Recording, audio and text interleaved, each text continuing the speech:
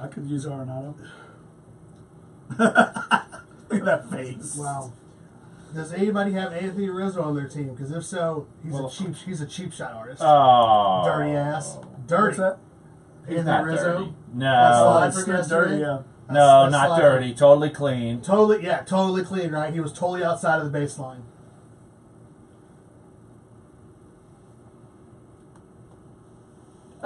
Means I got a chance. Wait, what happened? Wait, what did I miss? Single guy What I like miss? me. She's like, she's like my age, so I'm in.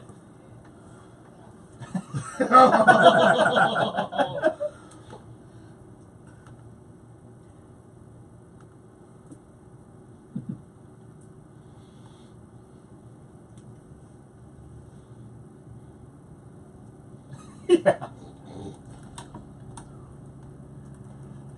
Dunc and Holder on a Tuesday, May 29th. I'm back in the King's Chair. All of my fellow radioites, NOLA.comites, iHeartRadioites are back in their respective spots. Jeff Duncan, Clyde Verdun, Dave DeCorbier here, back together again for quite an action-packed show coming up, even though we're no guests today. But look, there's so much to talk about, treating this like a Monday show, and certainly something that we've got plenty to talk about. If you want to get involved, 504-260-1280 is the number to get involved in the show, because look, we've got LSU Baseball to talk about.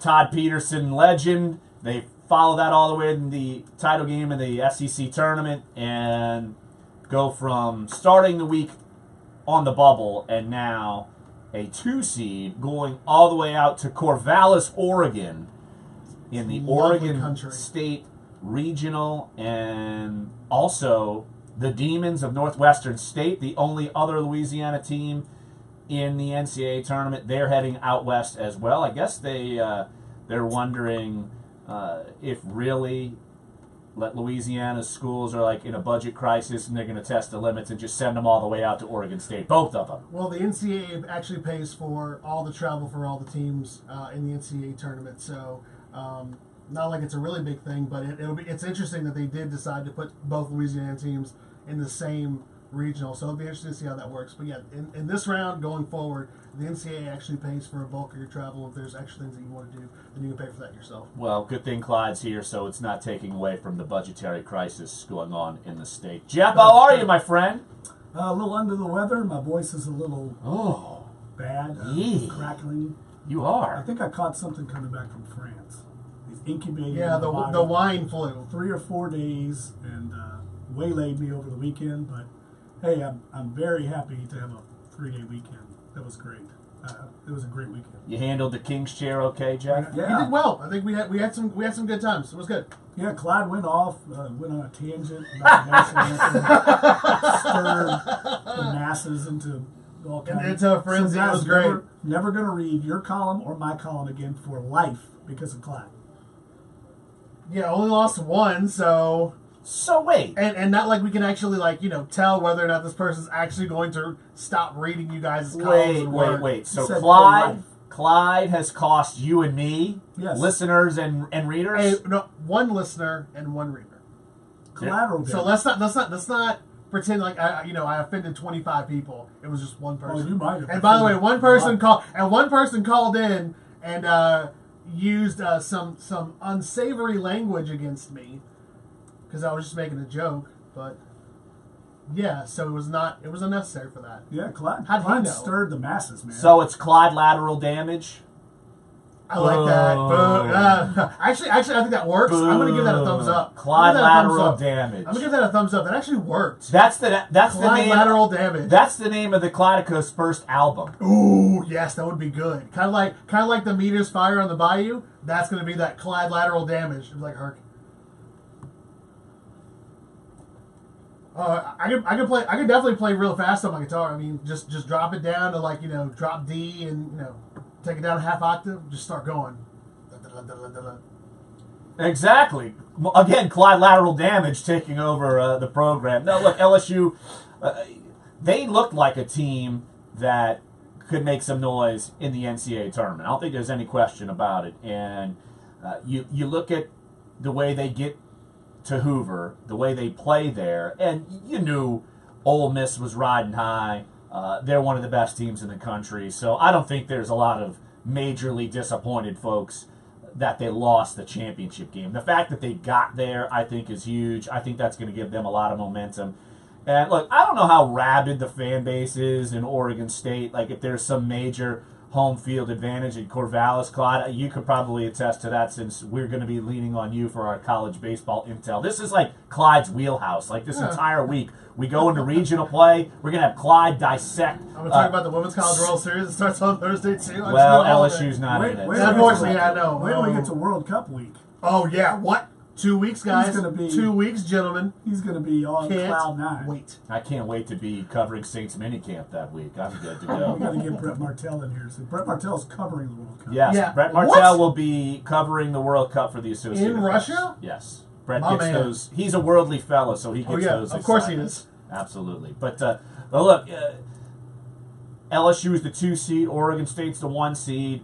San Diego State's the 3 seed. Northwestern State is the 4 seed. LSU will play Friday afternoon.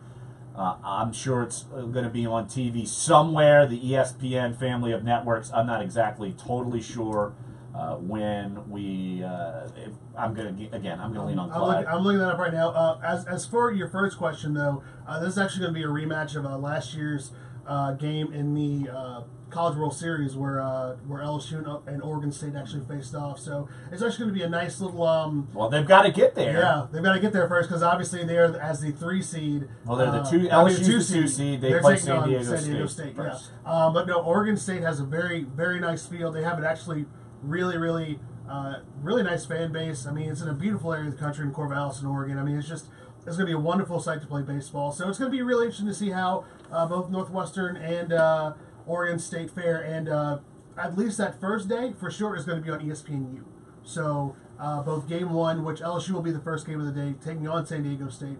That game is going to be on ESPNU at 3 o'clock Central. And then in the nightcap game, Oregon State, who is the number 1 seed, will take on Northwestern State at approximately 6:30, and that game will also be on ESPN as well. So if you're going to skip work and do it big make it a Friday fun day, you could go to your local watering hole, and ESPNU is not like having to go on ESPN Plus or ESPN Bases Loaded or whatever you're going to find now on ESPN. So you'll be able to easily find it in any local watering hole. And Jeff, look, we watched this team, LSU, over the years and years and years, and people give Paul Mainieri grief all the time. It seems like if he doesn't win it all, he's a bum. And, of course, that's absurd. But I got to give him a lot of credit for kind of channeling this team, putting the right pieces together. And he admitted without using the words that this year was basically a rebuilding year. You're dealing with injuries and you're trying to rebuild from a national runner-up team, and struggles throughout the season, can't win on the road, and then you go to Hoover and win a bunch of games, a neutral site, yet still away from Outback Stadium. And what do you know? LSU is kind of get this thing rolling in the right time, which seemingly they do every year. And you got to give credit to Todd Peterson. He kind of saved the season in a way. And that's going to go down at LSU lore, that double that he hit to kind of win that South Carolina game. But I think the season will still be defined on what they do in the tournament. I mean, they're obviously going to be against long odds. Oregon State is the number 3. The number 3 overall seed. Overall seed. They're going to be the prohibitive favorite.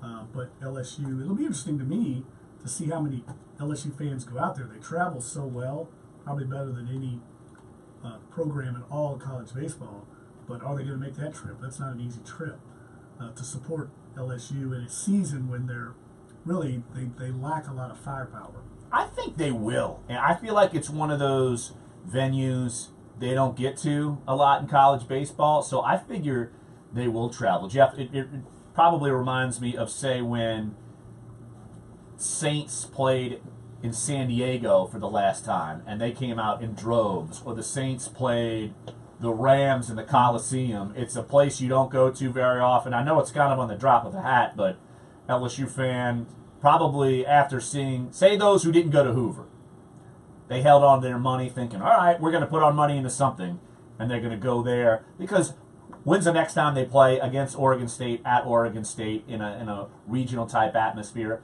I bet you they do have big time fan support. Now, Clyde, I don't know how big the stadium is to house and how many tickets will be available, because I'm sure Oregon State has a loyal following because they've been so good for so many years. Right. I mean, obviously, it's interesting though, because I was actually in the store over the weekend, and on the cover of this recent issue of Sports Illustrated is actually one of the top pitchers that's going to be in, I believe, is going to be eligible in this year's Major League Baseball draft. They have a pitcher who is absolutely lights out, but if you're not familiar with the story, when he was a teenager, he pled guilty to sexual assault of a minor, I believe. I do remember the story. Yeah. I do remember our sister publication, the Oregonian, and is it Oregon Live? Yes, .com? Oregon Live, yes. They were the ones who uncovered this? Yes. Yes. Yes. I mean, it was an older, incident. Happened years earlier, but he confessed. I mean, he confessed, and I think he has to submit to, like, sexual predator. Yeah, he has to, I believe he has to be registered registered as a sex offender. But I mean, it's just an interesting story because I mean, he's going to be one of the top pitchers coming out of college baseball this year. Which, as we all know, the draft goes on during the NCAA tournament. So yeah, it'll be interesting on that. But Goss Stadium at Coleman Field, it seats 3,315.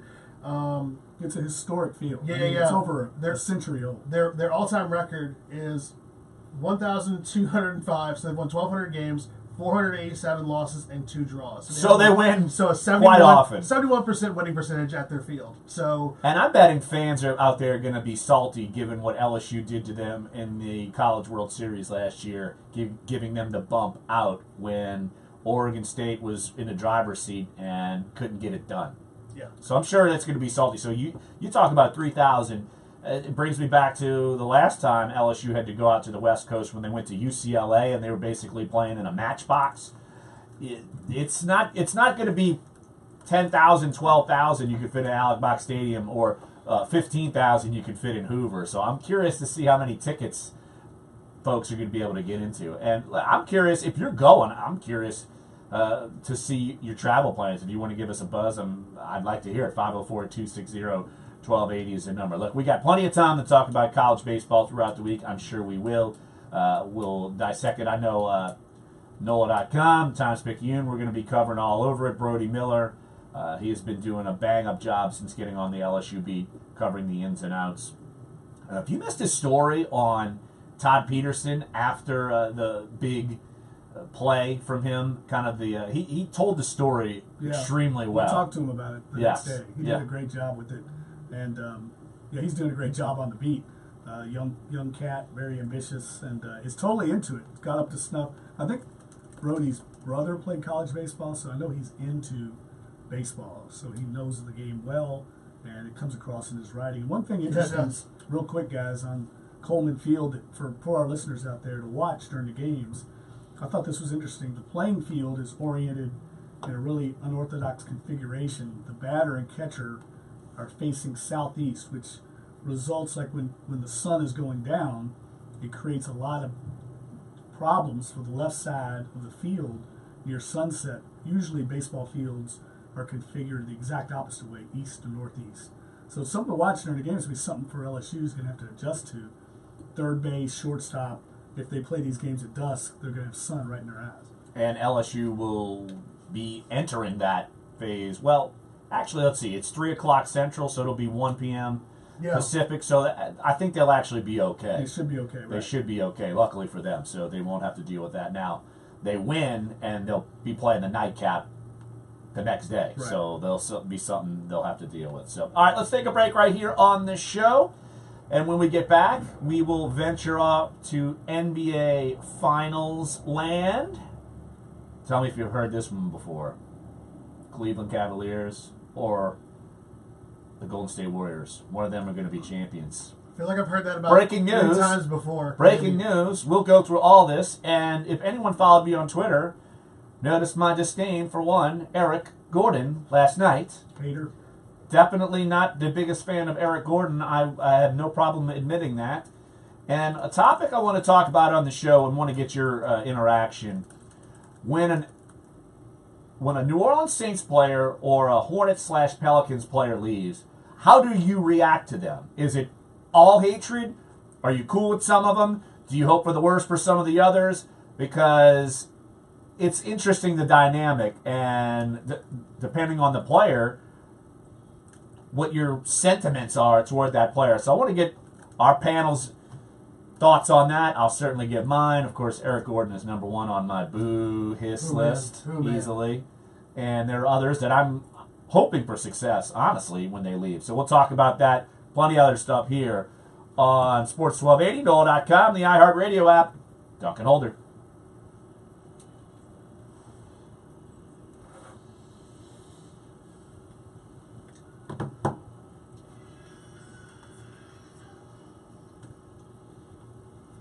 Man, they drag these finals out, don't they? Starts Thursday. It's got 17 days. Starts on Thursday, would end in June 17th. It's crazy.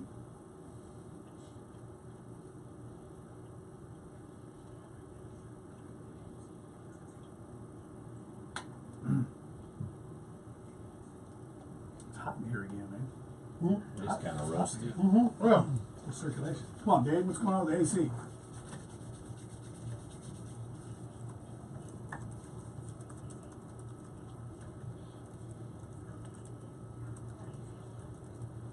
Yeah, Luke texted Carolyn over the weekend and said, "You hit a home run on Hiram Brody." Said he's already made a huge impression.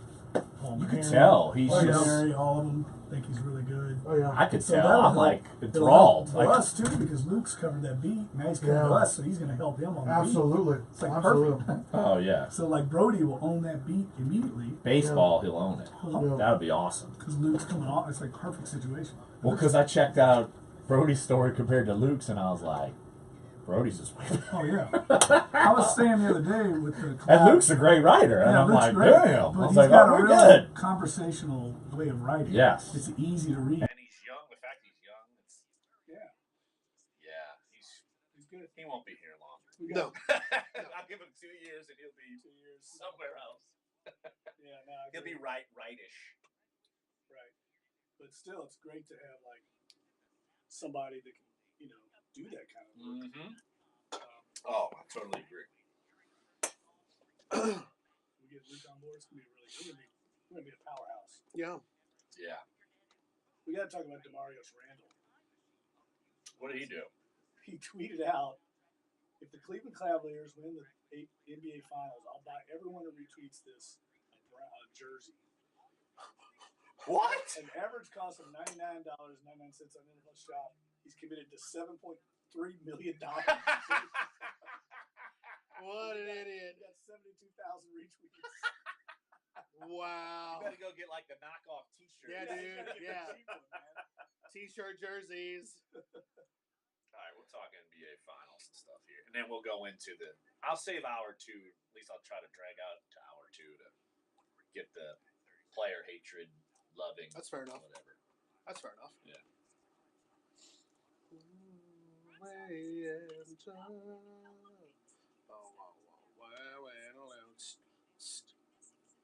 Oh, he's a Warriors fan, but he plays for the Browns. So he Problematic. he's in trouble. Yeah. Oh man. Oh man. Gotta stop putting these things on Twitter, guys. What about Eric Gordon? Period. Lame. Period. Period. Lame. Period. And then someone sent me that picture. It was Oh. awesome. Oh. I'm getting paid millions of dollars, man. I look so unhappy.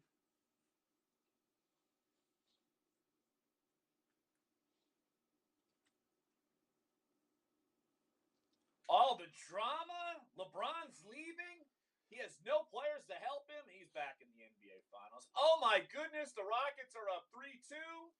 Yeah, the Warriors are back in the NBA Finals. The 4th year in a row that this is occurring. And you see all the bitterness on social media. Of course, that wasn't around in the 80s, back when the Lakers and the Celtics were playing each other year in and year out. And I feel like, of course, you hear more from people now because of social media and message boards and this, that, the other.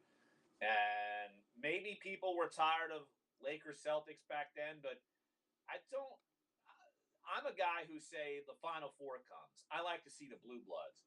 When the NBA Finals comes, I want to see Blue Bloods. I don't want to see Clyde's favorite team, the Toronto Raptors, get in. That does nothing for me. That does absolutely nothing. How do you get that after completely eviscerating them 2 weeks ago? Because you told us they were the greatest team ever. I didn't say they were the greatest team ever. I just said that if they had any year, just like the Rockets, which we'll get into, if they had any year to really dethrone and buck that trend of them never being able to beat the Cavaliers, this was the year to do it. And they clearly did not take that to heart. No, they did not.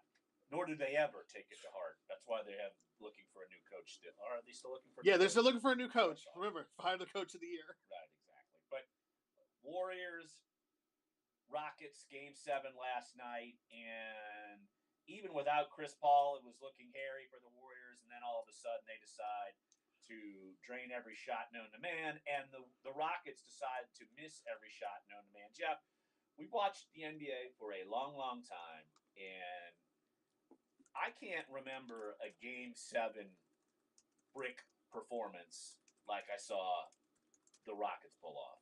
That's unbelievable, and it's historic how many threes they missed, and they decided to finally switch gears, midway through the fourth quarter, and Eric Gordon decides to start driving to the hoop, and they probably should have did that 20 minutes in gameplay time before that. Well, that's what they lived on all year, and they died on it in Game 7.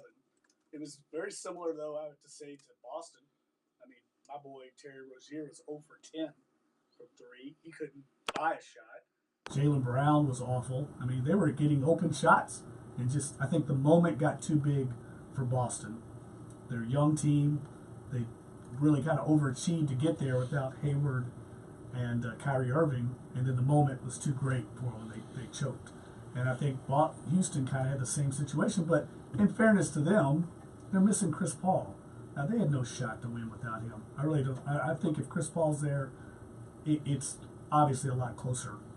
Because he's a dynamic player. He's a great shooter. He's a great playmaker. He makes everybody better. And you could see when he went out down the stretch, they didn't know where to go. They were going to this ISO with James Harden. And, man, I hate that kind of basketball. I'm sorry. I'm old school. I hate to clear out. Did you see what Kevin Durant said about that after the game? No. Kevin Durant after the game said we knew that James Harden was going to go to a little bit more ISO and that he was going to spend most of his time in the third and fourth quarter dribbling at the ball. So all we had to do was let him continue to do that because he was going to wear himself out. Yeah, and the other thing that I would say, I don't know if you all agree with this, but I like the way the game was called. They let them play. There were a lot of calls that could have gone either way. I mean, I think it was Harden or Gordon got just hammered one time driving to the basket. I think it was Gordon. Just got killed from behind. It was Gordon. They didn't call anything, but I liked that they let him play instead of this. James Harden spends so much time trying to get foul calls. He's not the only one. Yeah, I know, and I hate that. I hate that as a viewer of the game and as somebody that played the game. I mean, just play the game and don't try to get the cheap fouls. And he spends a lot of his time doing that. And they didn't bail him out on those last night, and it was a struggle for them to adjust. Well, you mentioned the ISO game with the Rockets and James Harden. It worked for the Cavs. I mean, look, LeBron James played that in Game 7. Yes. Especially with Kevin Love out, and that's what he played, and it worked. And was he getting calls? Sure. But here's the thing. When you're putting Jaylen Brown on LeBron James, and you see him, Brown's flailing, and, oh my gosh, why am I getting called for that? Well, you fouled him probably 3 times on a play, and you're going to get called for one of them. And so it's... You can't hang. You can't. I hate it, though. I'm with you. It reminds me of DeMarcus Cousins. I mean, he gets the ball. LeBron does the same thing. I mean, I have empathy for the defender because these NBA players are so strong and physical. And LeBron James gets Jaylen Brown. He just starts backing him in and pounding him into his sternum. At some point, that's a foul. But they allow that to happen. DeMarcus Cousins is great at it. Gets the ball, turns around, puts his elbow right in the sternum of the defender, knocks him back 2 feet. He gains 2 feet of ground, takes one dribble. Now he's 2 feet closer to the basket. At some point, the defender is helpless. And so if they don't allow him to body him a little bit more, and so I don't think that's going to work against Golden State. It's going to work for LeBron. I don't think it's going to work because they've got too many other players around that can defend and I think take him out of his game. He's going to have his points, but I don't think he's got enough help to beat Golden State. Well, Jeff, this isn't new. When you're a physically imposing player, you get away with this. Shaq, Yes. he made a career, a Hall of Fame career, and yet people would be draped on him, and sometimes he wouldn't get calls. So when you're a physically imposing player, say LeBron James, he's a physically imposing player. Jaylen Brown is 20 years old and needs to eat about 800 pizzas to get the same bulk as LeBron You can't go James. through a player. I mean, you're not technically supposed to be able to go through somebody. And that's what happens in the NBA now. They don't call that. You get the ball in the post. LeBron is incredibly physical. And he just bangs into the guy and pounds through him to establish position. I mean, that technically is a foul. They don't call that. So I feel for the defender in that situation. I've seen it happen a lot in the NBA. You're right. Shaq made a living on it. And then when he get fouled, everybody says, well, how many times does Shaq get fouled all the time? Well, he's fouling a lot too. DeMarcus Cousins does it all the time. And he gets fouled a lot. I think he was leading the league in fouls called against him this year before he got hurt. It's part of the game. If you're going to be physical, you have to let both sides get physical. Well, and both sides, though, don't have the physical type players. Let's fast forward, say, to Warriors-Rockets. What player on the Warriors is this physical type player? They don't have that yet. They could do ball movement, fly it around, and as long as Draymond Green's not on the three-point line, any of their other players, look, Klay Thompson, got hot. Steph Curry, hitting from 25 feet. Kevin Durant, bad shot from 27 feet. Boom. And just took the life out of the Rockets. I'm sorry, but if you, I don't care if they were playing the Rockets. If the Rockets were playing the Warriors, they could have been playing the Suns. They could have been playing the Magic. They could have been playing the Kings. I don't care who they were playing. If you miss 27 3-pointers in a row, you're not going to win. You're not going to win. You're not going to. insane. This isn't about. I mean, for all the talk about the Warriors playing defense in the clutch, and they did do that. If you, as the Houston Rockets, could not make one 3-pointer on 27 attempts, and you made 1 out of 30 in the second half, you're not going to beat anybody doing that. You're not going to beat the Warriors at their own game, and you're not going to beat any other team in the NBA. And it's not like every shot was contested from three. No. They were missing open Wide threes. open. They're getting offensive rebounds, kicking it back out, going back in. I remember one sequence alone. They had like four They had threes 4 threes in one possession, and no. And Charles Barkley said it right after the game. It's like, I mean, you don't know who said it in the huddle, but like someone could have been like, "Hey guys, you know this area inside of the 3-point line? Yeah, you can shoot from in there too." I mean, I understand the idea of saying that you're trying to trade 2s for 3s, but at that point you needed points. You're only down 7 or 8. Like you could have sustained in it. All you had to do was get a couple stops on defense and then go back in, get to the free throw line. You're right. Clyde makes a great point. At that point, just get a few buckets, get the crowd into the game, and you put a little what they call game pressure on the Warriors. But when you're just throwing up bricks, the Warriors can get a stop and come back down and milk the clock. But you've got to somehow convert some points to put some pressure on the Warriors and make their shots a little tighter. Because what happened is it just starts getting mental, I think, for Houston. And look, didn't just start last night. I mean, No. at one point, James Harden had missed 23s in a row in the series. That's insane. Game 20 in a row. 6, Yes. they got throttled. And Right. so, of course, it leaned over. But, look, it's the teams who we thought would be there at the beginning of the season. They're back, regardless of which route. And, look, I think that's something let's talk about in the next segment. How much of a shot do you give the Cavs in this series? I mean, look, you've counted them out in the series before, and they've managed, and Clyde's already eating. I don't know what that means. I can't. Well, you will. We all will. We'll talk about it next. Sports 1280, NOLA.com, the iHeartRadio app. Dunc and Holder.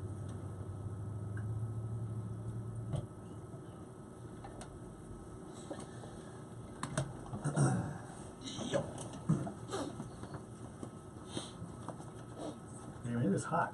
It is hot here. Oh, okay. Sweaty back. I know. Let's see. pop the door open, at least in the commercial. You know, it sticks on it. Step outside. Yeah. Yeah, he better not.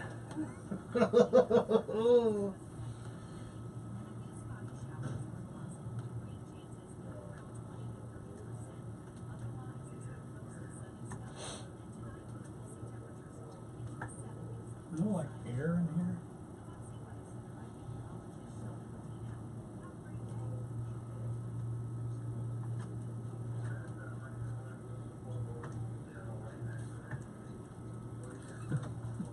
That doesn't seem to be working. Oh man.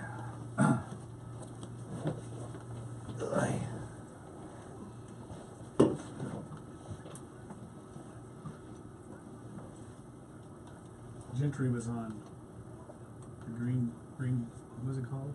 Get Up. Get Up? Show, yeah. Get up now. What do you? You can tell he's a Michael Jordan guy because he wouldn't go when they tried to ask him who's better. He goes, I'm not going there. But what he said, he's got people talking about it. Should be unbelievable because there's a lot of people that did not get to see the other 23 play. I did. Mm-hmm.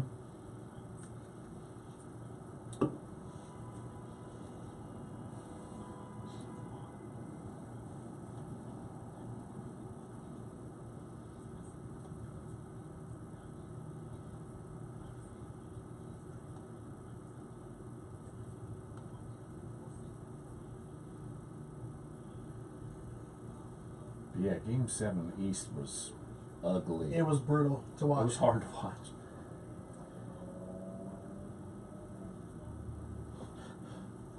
James Harden elimination losses. He's shooting 39.6% from the field. He has a 37 to 38 assist to turnover ratio. And he's a plus minus of minus 62. Yes! Plus minus! That is absurd. That's not good. That is atrocious.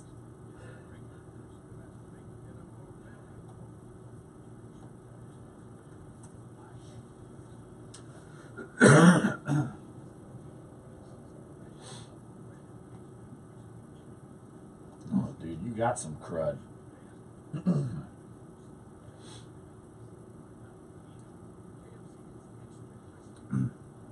7 of 44 from 3. 7 of 44, man. There were 29 of 46 on 2s. Oh, okay. I did not. I didn't hear it either. I already. Because it's like It's like a a sauna sauna in in here. I'm literally losing. I'm losing weight. I thought Friday was National Wine Day. What happened to the people with the fans that are supposed to come in here and wave on us? Yes.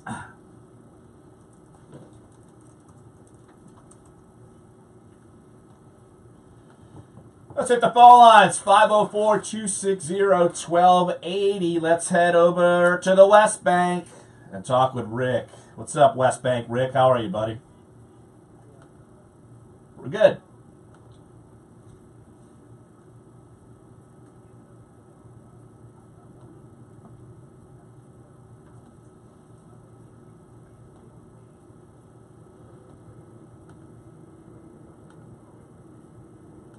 Yeah, great point. I totally agree. I mean, Trevor Ariza's 0 for 9. Eric Gordon. Ariza was 0 for 12 overall, 0 for 9 from 3. Yeah, 2 for 12 from 3 for Gordon, 2 for 13 for Harden. You can't beat anybody, much less the Golden State Warriors shooting like that.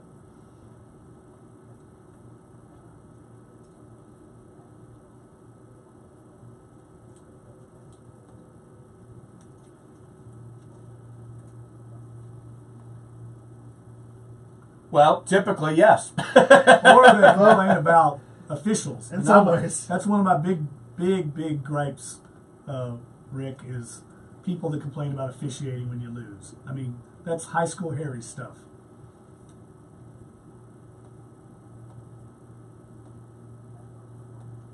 All right, Rick. Appreciate the phone call as always. Look, you and me, Jeff, always take the official equation out of it. It's every game someone complains about the officials when you lose, it's weak. I always say it's weak. My point is, when the team wins and gets the benefit of good calls, no one ever talks about it that way. It's always the greatness of your team. Your team was just superior.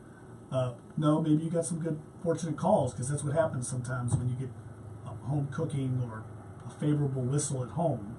But when the team loses and you don't get those calls, that's how it works. It's part of the home court or home field advantage, and to complain about officiating is what a bunch of losers do. Make shots. How about that? Make shots. Adjust. Play the game, man. Yeah. I mean, you could see last night they were letting them play. Then you gotta adjust. It happens all the time. It's the same way, say, a major league pitcher adjusts to the home plate umpire, how strikes are being called. He has to adjust his pitching. You have to adjust how you play the game. And every player knows that. They play a million games. They know how that works. To me, it was just frustration because they couldn't get shots to drop. And look, I agree with what Alvin Gentry said today. They could play 100 more games and never go over 27 in a row on threes. That's an incredible stat. That's going to go down in history. It'll be a historically inept performance, no doubt. Absolutely. And you look at the way that the Warriors came out. Look, Steve Kerr was blunt with David Aldridge. It's the worst quarter of basketball he's seen that team ever play, and they were only down a handful of points. Yeah, and then he walked away. And he did drop Mike. And then that's all I need to say. He dropped the mic and then just went back to the huddle. But, I mean, it did show, and Steph Curry said this last night, post-game. You know, he said the same thing to David Aldridge. Like, the question was, well, that must have been some heck of a halftime pep talk. And he said, no, not really. There was nothing that Steve Kerr needed to say or anybody else needed to say. You know, we hadn't played our best, but at the same time, we were confident that we'd be able to come out into the second half and be able to really get the shots that we wanted. But there was no rah-rah, everybody get crazy, everybody throw clipboards and water bottles, that kind of stuff. They just went in, talked about some of the things that they were seeing, and they just knew that if they kept plugging away, that they would be that they would be fine. And again, I want to remember this correctly, but last night on Scott Van Pelt on SportsCenter, in the third quarter alone, they outscored the Rockets in this series by 38. Every other quarter, they were -5. If that isn't an indictment in itself of what Houston, even if they had the lead, they could never hold on to it, because even though we had talked about this from the series with the Pelicans, we saw what they were able to do in the third quarter. And Houston knew that coming in, and they still couldn't do anything to stop it. No. And it also goes to show that even though they have a roster full of all-time greats, we could put Durant and Steph Curry in the all-time great category. Klay Thompson is a perennial all-star. Draymond Green also as well. You've got to know the right time to push each button as a coach. When you stay calm, when you chew out your team, and people kind of bag on Tyronn Lue that he doesn't know how to do this, that, and you've seen the kind of revolving door of coaches in Cleveland, because some coaches can get it done over there and some coaches can't. Steve Kerr is someone who knows what to do at the exact point with all of the alphas in the room, and I think that's you've got to recognize that. And that's why the Warriors are, even though they talent, you've got to know which buttons to push at the right time for each perspective. But I felt like they were getting killed on the boards in the first half. They had were. to do something. And he put Loney in the game, and obviously, Bell did a great job, as good as you can do, defending James Harden. But they had to do something, whether it was just send everybody to the boards. I mean, Steph Curry was getting in there. At one point, he was their leading rebounder. But when they have that small lineup, they're very vulnerable. That's why I think, in some ways, the Pelicans would be a difficult matchup for the Warriors, just because they'd have the two bigs. With Cousins, yes. With Marcus, yeah. Yeah, and the other thing that I noticed in the game was Harden is so great at getting to the rack, right? He's incredible. He's not like Tyreek Evans. You know what he's going to do, and you still can't stop him. But there's no rim protection for Golden State. They have no rim protector. But if they're playing against the Pelicans, Anthony Davis is in there, even Cousins. Somebody's in there to deter those drives to the basket. So I do understand the thought process that Dell Demps and Alvin Gentry had in bringing the two bigs in, because it's the opposite of what the rest of the league is doing right now. And I do think it provides all kinds of challenges for teams playing the Pelicans. Well, Jeff, that goes back to when the series between the Pelicans and the Warriors started, and of course the questions nationally, and we've been talking about locally for a couple of months.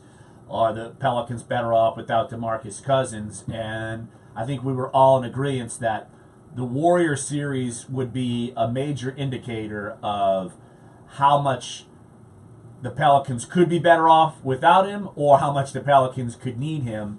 And the Pelicans tried to play Warriors basketball. They hung in for a couple games, 1-1, but we knew the Warriors were the dominant team. You move forward, you go against the grain, and like you said, you have these guys who can drive in, say, a Rockets team. You could be better prepared for a Rockets team if you have both of those guys on the floor. And that's why I think leaving that Warriors-Pelicans series, it was an indicator to me that I think you bring back DeMarcus Cousins and you go against the grain, and that's your formula. If it's a mismatch on one side of the floor, it's going to be a mismatch on the other side of the floor for the Pelicans. In one would be to their detriment, and one would be in their favor. I'm not ready to go there yet because I want to see what the price is to bring him back. I mean, he's coming off a major injury. Do you max him out? Does that prevent you from bringing back Rondo? I guess in theory, I'm saying it would be good. If you had the price, if you didn't have a salary cap, of course, but you have salary restrictions. And is that going to prevent you from fielding a quality team around Anthony Davis? Anthony Davis is the guy. He's the best player on the team. Is it better to have Cousins and not as good a cast, or is it better to have a bunch of other players? I think that's the question I have before I bring him back. Not to mention, he's coming off a significant injury, that the odds are stacked against him. I read the interview with Mark Spears. DeMarcus Cousins is talking like he's going to be ahead of schedule. I'm going to wait and see on that. But look, Alvin Gentry was asked about this very issue today on ESPN. On Get Up. On Get Up. Yes, and he said, here's what he said, quote, "I laugh at the people that say we're better off without him. Anybody that averaged 26 and 13, I'm not sure if you're a better team without him, but I do think that free agency, obviously there's a lot of things that's going to be decided, and there's a lot of things that you have no control over." So he's basically saying it's up in the air because of the money involved. And you don't know where DeMarcus Cousins' head is if you don't give him a max deal. Does he feel disrespected and tries to go somewhere else? Does maybe DeMarcus chase the money and go to a bad team? Even though I feel like give him a max deal though. I don't know. I mean, would somebody give him one? Well, it's interesting because I mean he was watching both games, both the Eastern Conference Game 7 and Western Conference, and he was tweeting a lot during it. And I mean, of course, naturally, trying to read tea leaves doesn't mean a whole lot, but I mean, he's watching what these teams are doing. He's watching what the Clevelands, the Bostons, the Warriors, and Rockets are now doing, and how clearly, as you said, Larry, these are the best. Like these are the best four teams right now in the NBA, and you're seeing the two best teams in the NBA go at it again for the fourth year in a row. If he's watching that and he's trying to figure out what's the best move for him, and coupled with who's going to pay him the most or what's going to get, you can't help but feel that at this point in time, he's either looking at trying to figure out a way to like maybe either get a max and not go to any one of these teams, or if this is what I want to be a part of long term, I may have to take some considerations later on to be with the winner now. Yeah, and I don't know if any of those four teams, say if you wanted to go to any of those four teams, look, Cleveland could be completely different next year if LeBron leaves, which people could anticipate that him leaving. So yeah, it should be interesting. I think real quick, I think Cousins is just playing a game right now with the Pelicans, trying to create some doubt in their mind to up the ante. I think he wants to come back here, and I think he will come back here. But I think he's just leveraging a little bit, and that's more power to him. Look, we've seen Drew Brees leverage Yes. publicly. It's just the name of the game. Get the money, man. Get the money. Absolutely. I understand it, but I think that's all it's doing here. I agree. All right, let's take a break right here on the show. When we get back, how much do the Cavaliers have a chance in winning this series? Let's get our thoughts on that. And in hour number 2, do you pull for or against former Saints / Hornets / Pelicans players when they're on other teams, a la Malcolm Jenkins, a la Chris Paul, I've already got some things on Twitter too. or Eric Gordon? Do you pull for people like that? Poor Trevor Ariza, do you cry for him? Or do you say, that's okay, Trevor, you were pretty halfway decent sometimes when you were with the Hornets well, you think he was just with the Hornets. So we'll talk about that in hour number 2. So come on back. Sports 1280, NOLA.com, the iHeartRadio app. Duncan Holder.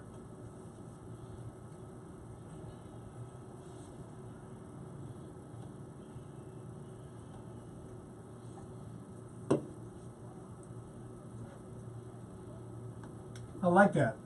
What, the Blow out the candle? candles. I like it. Biggie, Biggie. I don't know if he does. Gus Hey, should made we him do it. Let's get Graf on this week. Graf's interview is today with WWL. Oh, I need to send him a good luck. 5:15 today. Oh yeah, last week or whenever it was, I was sending them all like the PDFs. To the media guy, PDFs, season review. Hey, I was prepping them up. Yeah. Oh yeah, that's what I need. Let's move this up. He did ask, should I bring my? He's got this old Ricky Jackson jersey. He said, should I bring this to the interview? I said no. Absolutely not. He does, but he's catering to his audience. But I was like, imagine if Smart guy. I said if you were having to meet someone outside of Mama D, Yeah. I was like, you don't want to bring that. And he's like, should I wear a seersucker suit? I was like, sure. It's like, yes. You're wearing a suit. I like that. I was like, yeah. Yeah, suit. Yeah. That's smart. A cane. Fedora. Oh yeah. On the top hat. Yeah. The baby. Oh, And he's got a bucket of KFC with him. extra crispy kind of. Exactly.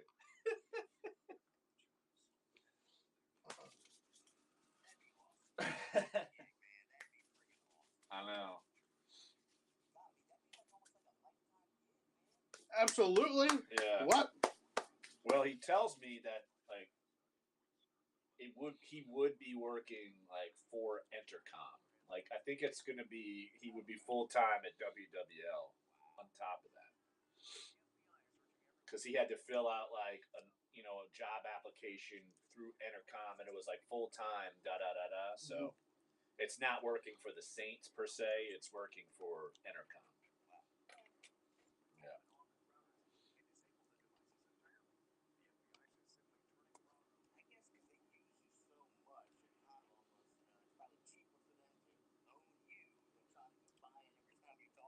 Well, because I mean, it's obviously was different with Jim Henderson because he was at Channel 4, but they were trying. Well, I know a lot of the debate was, will Todd work for the Saints full time because he needs it. He has to have a full time like gig if he's giving up Tulane, what the hell is this? I just want to meet this guy. Hey man, Corey, what's up, man? How are What you? It's good to the see you. hell? How's everything going? You poor bastard. Yeah, I know. I am a poor son of a This bitch. guy's It all really right, is. but at least he's Yeah, on the other side. yeah, right. How you doing? Good, brother. What you doing this neck, bud? Just knocking out some stuff. That Some makes sense. production stuff. Makes sense. Yep.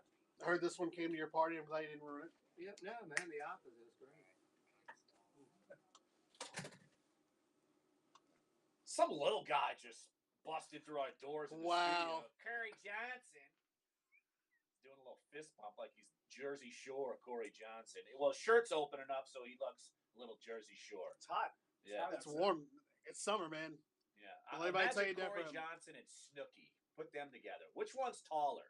Corey Johnson or Snooki? Who's I'm taller? the situation, and Snooki's about 3 inches taller. That's what I'm talking Fair about. enough. There Well, at we least go. you know. Goes Curry from 4 to 6 here on Sports 1280. The And neutral ground. the neutral ground, absolutely. But talking NBA Finals, Cavs Warriors start Thursday, and Jeff is grumpy old man. They're dragging this thing out. It's gonna be 4 months before it's over. We can't go a show without being called grumpy or old. Or crotchety. Or grumpy and old. Old both. man rant, crotchety I went rant. on one last week. I want to rant about I'm stunned. Law enforcement. Yeah, about the various types of law enforcement in the city: bridge police, harbor police, levee police. What's It was amazing. I'm gonna get my own. I wanted to jump out of the window. I'd rather more law enforcement than less. Right. We don't need multiple agencies. We Why don't need not? 1,000 agencies. What's next? Neutral ground police. Yeah. Here you go. See, here it goes again, every right? manhole cover is gonna have its own police What force. I did. See. Man, Come on, damn it. Look what I did. bridge police. You need police just to Enforce the bridge traffic. Come on. Here we go. Oh boy. See, you had to bring it back in, man. I told you. I'm sorry, I told you. humanity. We will. I Don't get us started apologize. about Cookout and him Cookout's going on fantastic, Cookout though. and trying to convince us that Cookout is this great thing. And It is. He failed 'Cause you miserably. I didn't fail miserably. Y'all are just cretins that who don't get it. You know what? We've got 3 more minutes of this segment. We're not going to dissect the NBA Finals. I was We've gonna got no, because I was literally gonna give you something from J.A. Donde. J.A. Donde, former. No. This segment's Come on, already man. gone awry. One of the problems with being three-pointer heavy is that you can't count on hitting them at the usual rate in Game 7. You're probably facing an elite defense, and you're definitely facing more pressure. The ball gets heavier, and the rim gets smaller. The Rockets shot 36% Not for from Steph three. Curry or Durant You're right, or Klay exactly. Thompson. Exactly. Good point. The Rockets shot 36% Touche, for right? three from no, but that's what he's saying. It goes on to say that the Rockets shot 36% for three for the season. There were 16% in Game 7. The Warriors were the only one to buck that trend, where they actually shot better than they did in the season in this game. That's why. And by the way, Yes. the only player to hit 7 3-pointers in a Game 7, Steph Curry. End of list. He's done it twice. That's why he's a stud. He's the only one ever. Really? He's the only one. Wow, I would not have And thought so that. he's only done it twice. Yeah. Now he's remarkable in his ability to get his shot off so quickly. Some of those shots, I don't know if y'all. I watched him a million times. Yeah. And even when he jacks him up, when he's shooting it, I'm like, what's he doing? And then he bottoms it out. It's he almost said- just like he flutters it too. It's just like, Yeah. whee, and it's It's like he's Drano. playing in his driveway or something. he's playing like a horse. He's like, I'll Yeah. hit And this one. Kevin Durant's shot is so pure. I don't know if y'all noticed this. Some of the times he would not even, the net would not even move. No, It it's just would beautiful. go It's straight beautiful when through. it happens. Yeah. It's amazing. And his shot is almost impossible to block because Yeah. his wingspan He's so long. is so long, and he just shoots it. He could just shoot it over anyone, anytime he wanted to, and it would be still a good shot because his elevation and his arm length is over anyone's hand, and he could see the rim clearly. It's And I don't know unbelievable. who the Cavs put on him. I guarantee you Draymond's going to guard LeBron. He's going to get the Yeah, first because assignment. it doesn't look like Andre Iguodala is going to be. He's going for a second opinion, and they're going to have some time to work with him. But the type of sprain that he might have, whether it's like an MCL, maybe grade 1, grade 2 sprain, It's tough. it's going to be tough for him because he would be the primary defender on LeBron. And it's like Steve Kerr said. Apparently, I guess Mike D'Antoni said if they had Chris Paul, they would have won Game 7. Well, Steve Kerr shot back. If we'd had Andre Iguodala, we'd have won Game 5. You could do this left and I mean, right. you can do this If- all day. If Boston had Kyrie Irving and, and Gordon Gordon Hayward, Hayward, they would beat. It's like, why do it? It doesn't make any sense. Right. You play with what you got. Play with what you got. It's too bad. So, yeah, you're probably looking at any smattering of Draymond Green and possibly Kevon Looney. More likely, at least throwing a couple guys at him. But that's where it is. I mean, but Cleveland, I don't want to go against LeBron because LeBron is the GOAT, but I don't see how he has any shot. I mean, it's going to be 5 games or less. Well, Kevin Love, you got to monitor his concussion issue and if he's able to come back. And so, Ty Lue says he's still in the concussion protocol and he's not sure if he's going to be available for Game 1. well, there you go. You got a few Got days. some time. Yep, got a few days. But look, you're in the protocol. You're in the protocol. You can't fudge the protocol. It's too bad. But look, I'm in on the matchup. I don't care what other people say. I am Final Fours. I want to see Duke. I want to see North Carolina. I want to see Louisville. I want to see Blue Bloods. I want to see Blue Bloods in the NBA Final. I'm seeing it. I'm excited actually for the matchup. Me too. All right. Hour number 1 is up. Hour number 2 is on the way. Do you pull for former Saints, Pelicans, Hornets players, or do you boo and hiss when they play for other teams? We'll talk about that next segment. Hour number 2 coming up. Duncan Holder. I saw the clock. Yeah.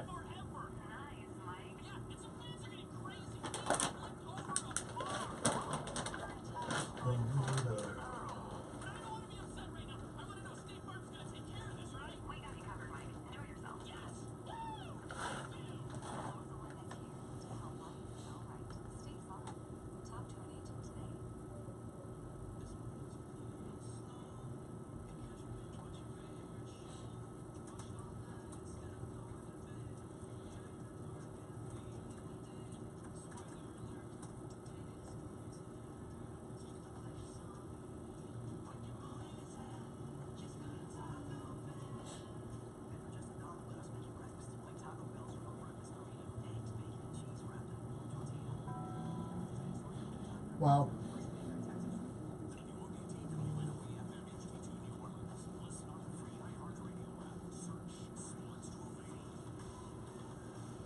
If you need Breeze, he's going to be out at Ben All Franklin. right. I just forwarded to Josh, Chris, I did Amos. too. No. I don't need Breeze.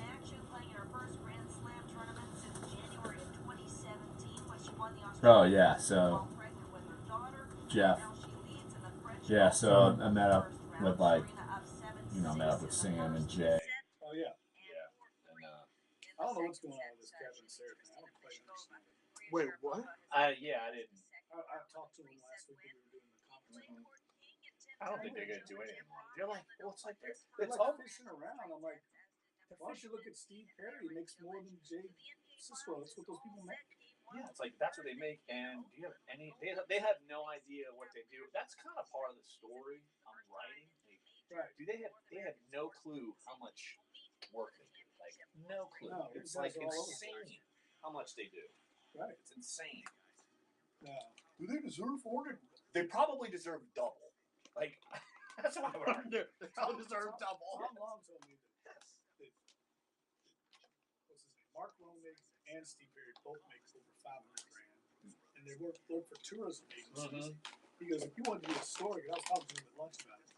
He goes, they should merge those two tourism bureaus. I'm confused with it. Like, going through this process, like It's like it doesn't make sense. I'm confused by it all. He goes, there's two different tourism boards.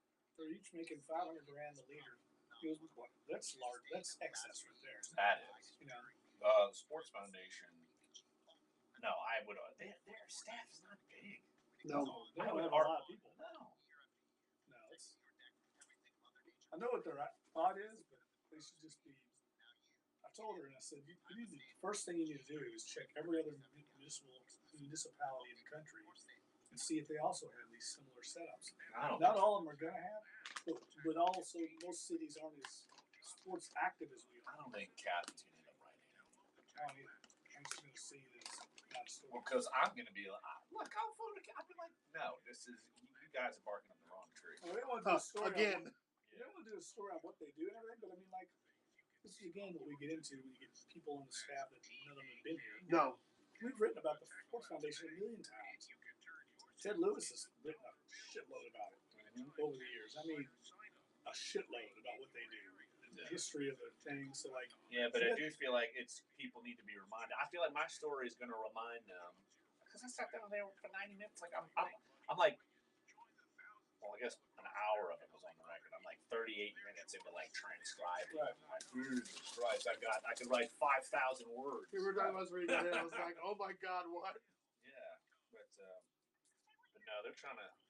Sam was trying to get me to like. He's like, yeah, there's this press junket that's going to be in Minneapolis. Yeah, he wants to take somebody up there. He wants me to go. He's like, I want to take you up there. I was like, I'll go. Like, hell yeah. He wants to go up there for the X Games.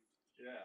I don't know why he wouldn't like tell me. I was like, dude, I know it's the X Games. Like I didn't. He wouldn't, like they wouldn't like tell me. I'm like, I know it's the X Games. Yeah. He wants to go up there and preview it. I'll go. He talked to me about it at the Super Bowl. Oh yeah. Now I'll go. Yeah.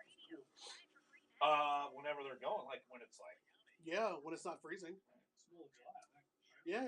Their games are in like a month and a half. Oh well, they would talk it out. Nick's coverage, they would like thought he's like a loser, and they were like his story looked like when he published it right after yours because he looked like he was in a rush and his looked all messed up and yours was like.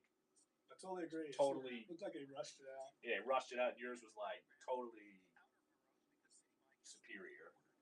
And it's just like, well, I even told him, I was like, I got dog in the cow. I told him, like, he didn't even want to, like, it was a bother that he had to cover only with, like, the biggest thing going on. Like, you got to be kidding me. I was, like, into it. Doing it. He didn't want to do anything that's not on the field. Yeah. X and O. Right. That's all he wants to do. Although it seems so silly because it seems like so much.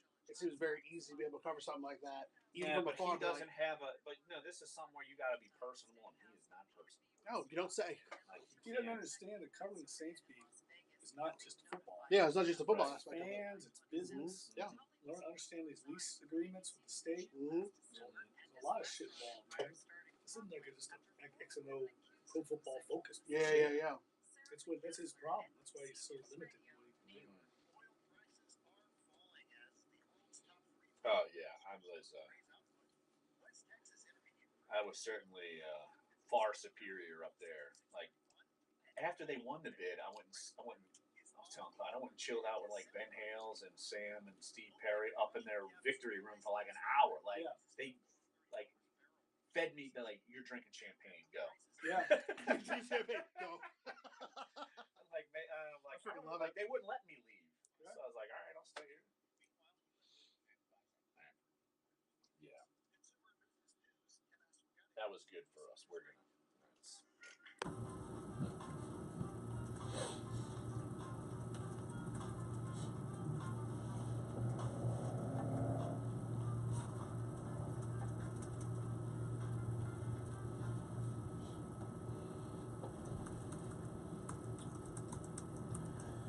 Dunc and Holder, hour number 2 on a Tuesday, May 29th. Larry Holder, Jeff Dunc, and Clyde Verdant, Dave DeCourbier back together again. It's been a while since we've been all back together again. Second.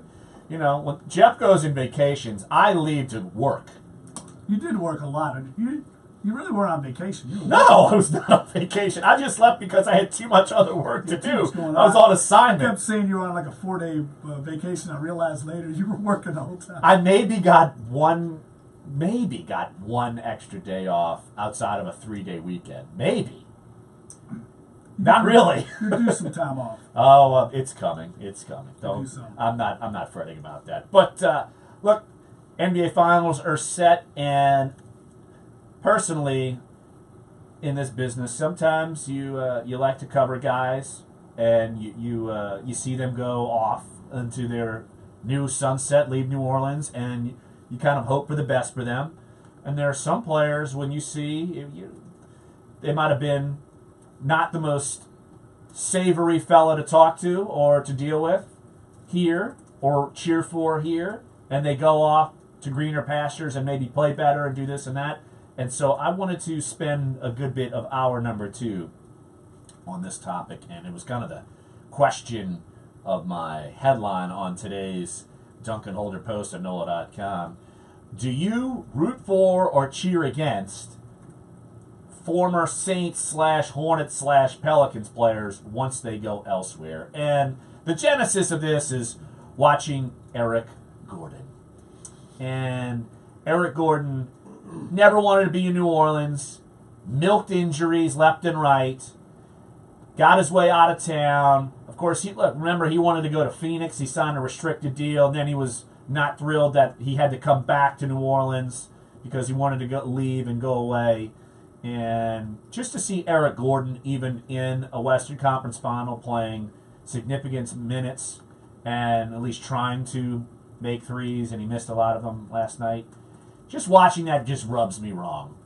Not necessarily maybe Trevor Ariza, not necessarily, say, a Ryan Anderson, not even a Chris Paul, but say someone like Eric Gordon, it pains me.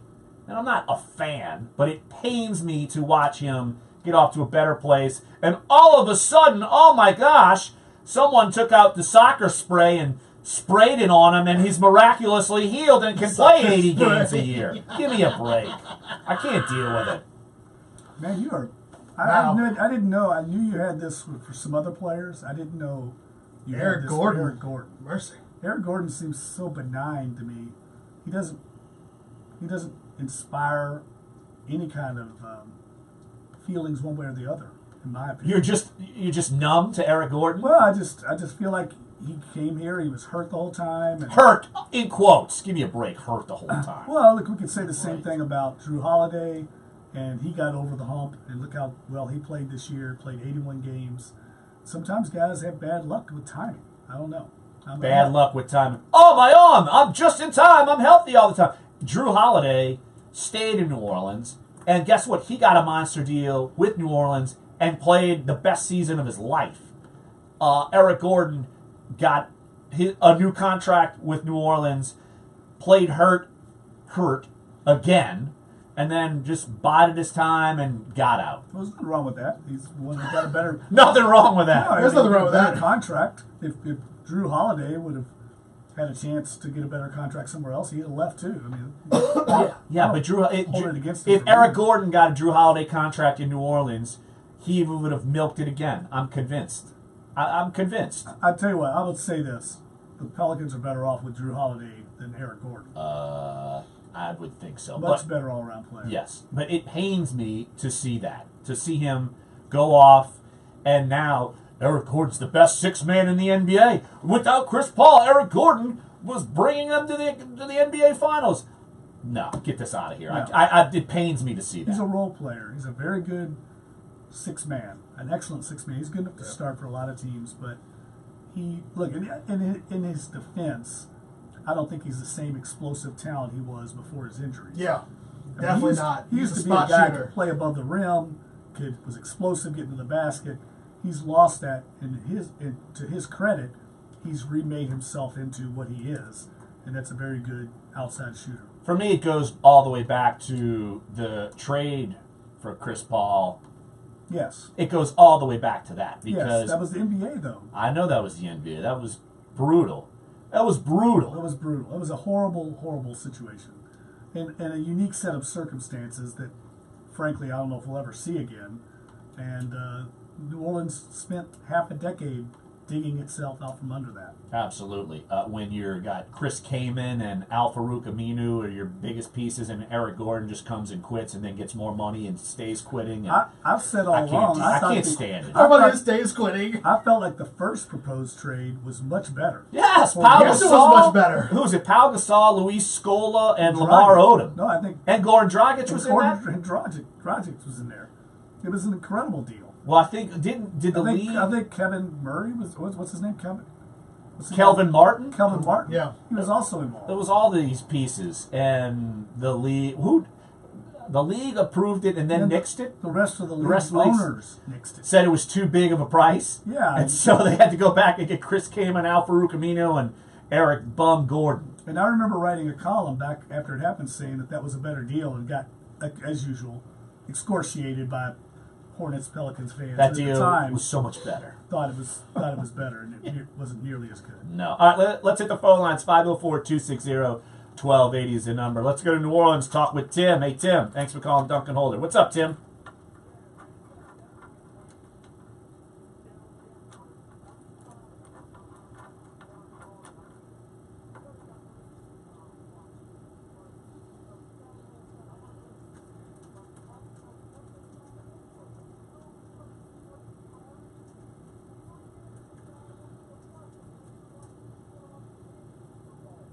Well,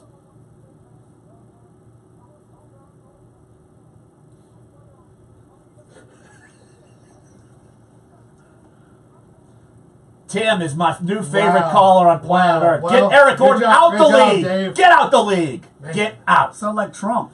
Maybe he shouldn't be in the league. By the way, he got $52 million. He got 52, Thanks, Jeff. $52 Oh, million there goes my guaranteed. listeners, Jeff. Stick to sports. Hashtag.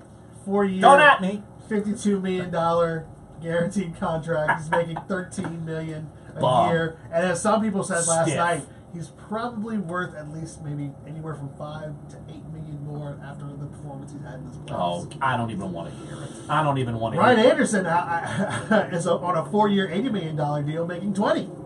Well, So that's not good either. that's not good either. No, so that's we're talking about both. But I mean, if you look at that roster that the Pelicans had, How much money does Trevor Ariza make? Trevor, he's making $8 million on a 4-year, $32 million contract. So he's literally making $8 million a year. So he's not even over the $10 million threshold.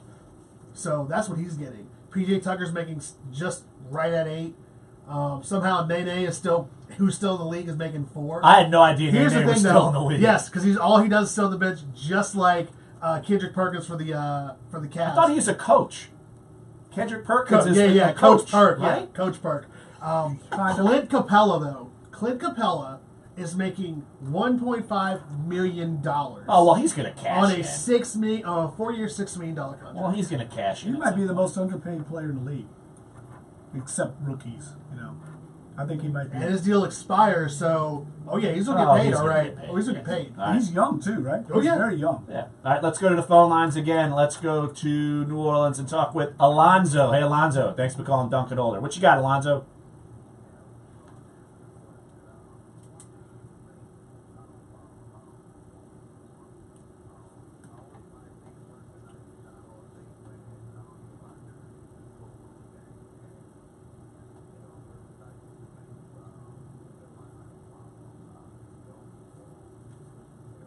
Or do you pull against them? Do you pull against them? Like with vigor or no? I got you.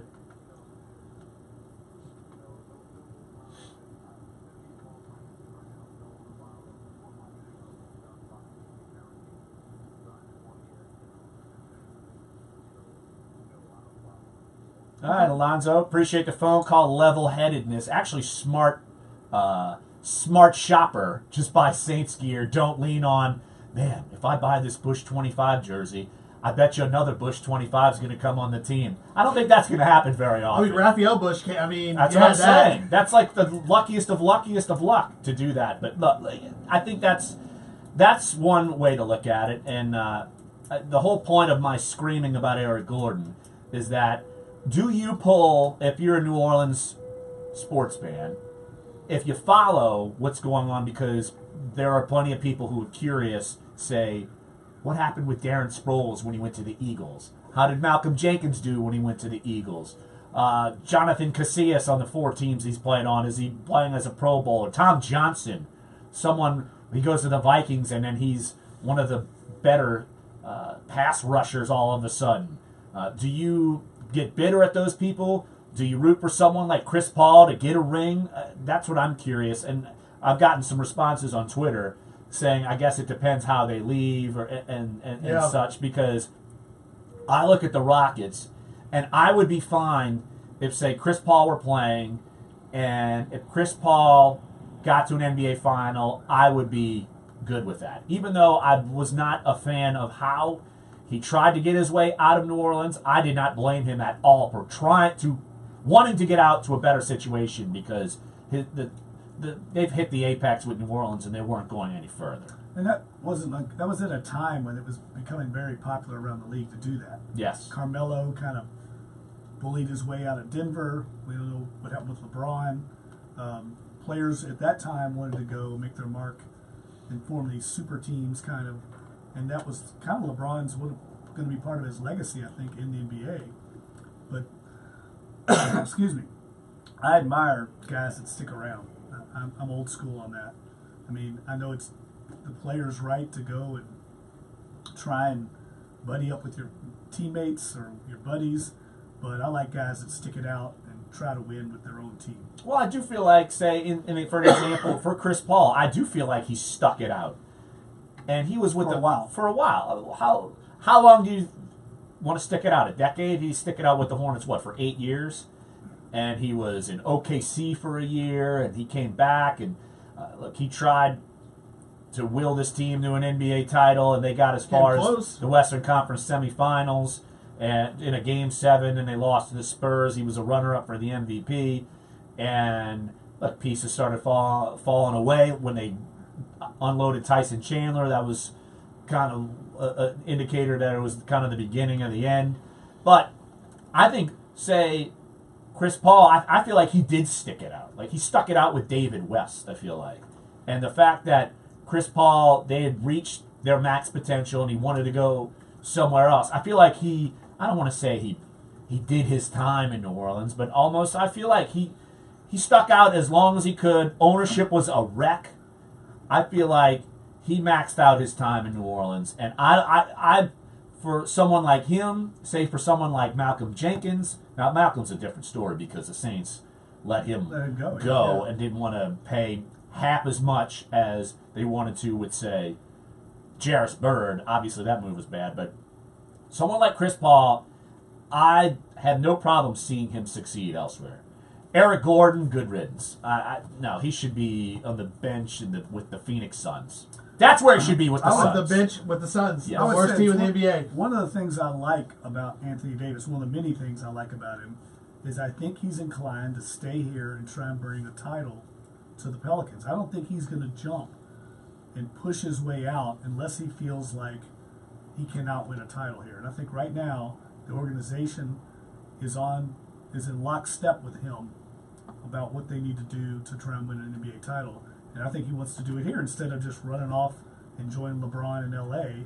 I think he sees the value in trying to forge his own path. And we compare Chris Paul to Anthony Davis, their situations, because obviously Chris stayed long enough and eventually got out Anthony Davis. That Centerpiece drafts. gets compared to that, and yet the franchise ownership is certainly in a different state now. Yeah. And so I think I would be more apt if Anthony Davis to stick it out. So, all right, let's continue this topic. You want to get involved? 504-260-1280 is the number to get involved. Do you pull for or root against former Saints players / Hornets / Pelicans when they go to other teams?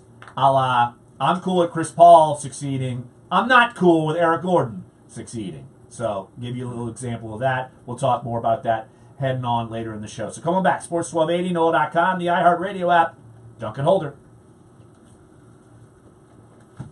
Step outside.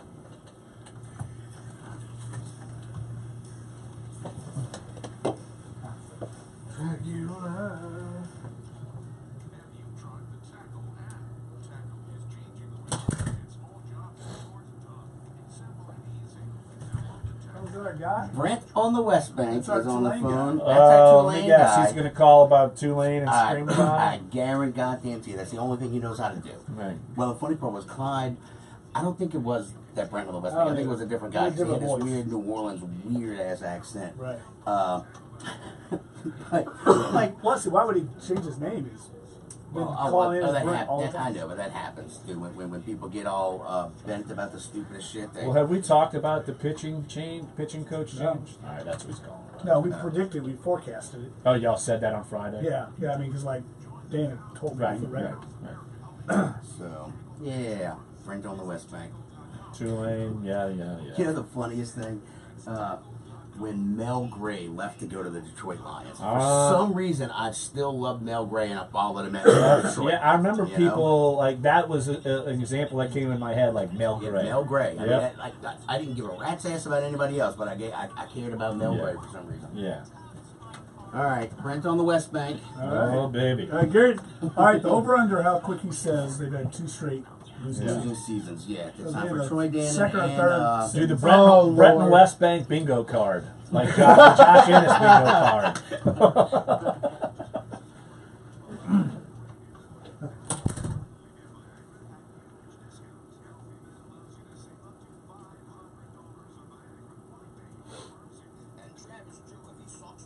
Right.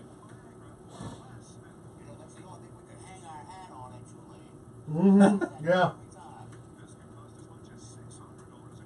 Well, Melvin Frazier is going to be drafted. Yeah. Oh, by the way, I booked us to speak at that Tulane Greenbackers, Oh, when? like in June, like June 14th or something. Here? When is that? Like what time of the day? It's like a happy hour-ish kind of time. Oh, okay, that'll be fine. You know, Yeah. to go to Potter Love. It's a podcasting seminar here in New Orleans. It's like $200 a ticket. Right? Really putting on a workshop and Really? panels. It's weird. Sweet. It's weird. It's weird. I don't consider myself a professional, but apparently other people do. That's right. This Week in Geek, dude. Dominate. How's Solo? Did it suck? My wife's pushing me to go. I'm Go where? see Go see Solo. The Han Solo movie. Right. Bradley said it was better than the last Star Wars. I wouldn't go that far.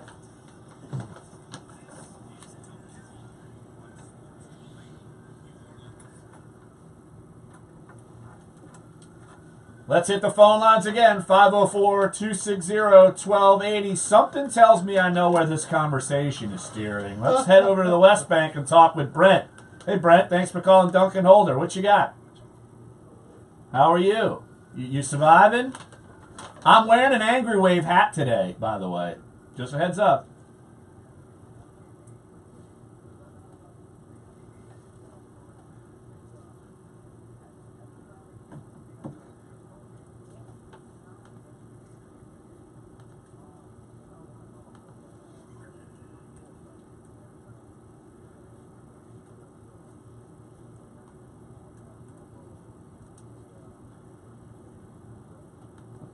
Uh-oh, I pushed Brent.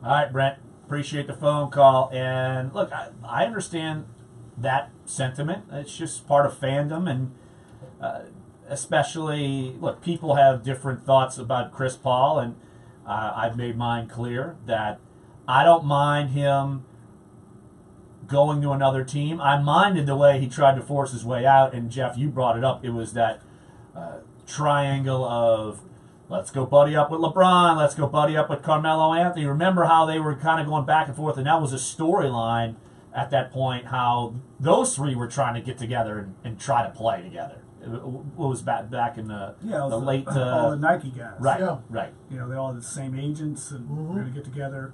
I just think, old school wise, people tend to think they're taking the easy way.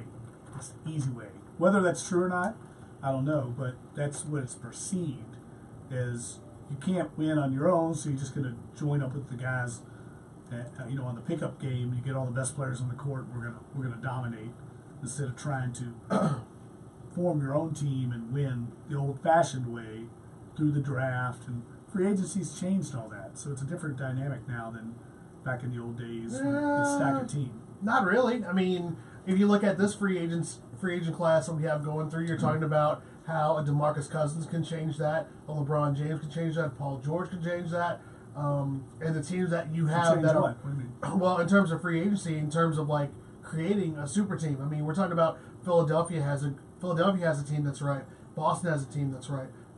As crazy as it sounds, the Lakers have a team that's right on the cusp. Well, I think you name those three teams, they're all young, and they're all cheap, and they're all under contract. Right. And so I think that's part of it. When you get to a certain point when you're maxing out deals and you've been established, because I don't think you name all those, okay, we could say Philadelphia is a budding team, but no one has certainly established himself as some mega superstar. I don't think Ben Simmons is some mega superstar. Joel Embiid is not some mega star, like, in the same Don't tell it to category. them. Well, I'll tell it to them. So what? They're not some mega stars. All those young guys on Boston, look, they haven't.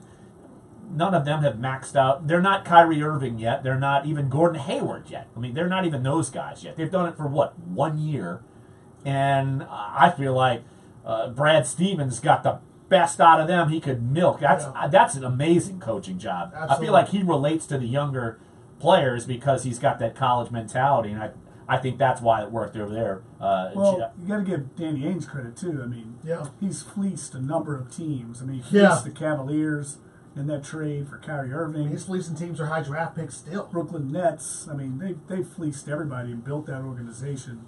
And look, I credit to LeBron for getting back to the finals, but if Boston's full strength, they're the best team in the East. I don't think there's any question. I have two names for you, Larry. Specifically, one I think that you didn't think of, but I can't wait till I say his name. Oh, you're talking about players to root for. Players to root for, against? root against. Okay. One person that surprised me, and I guess it was more surprising for free agency than anything, I really felt the way Jimmy Graham left.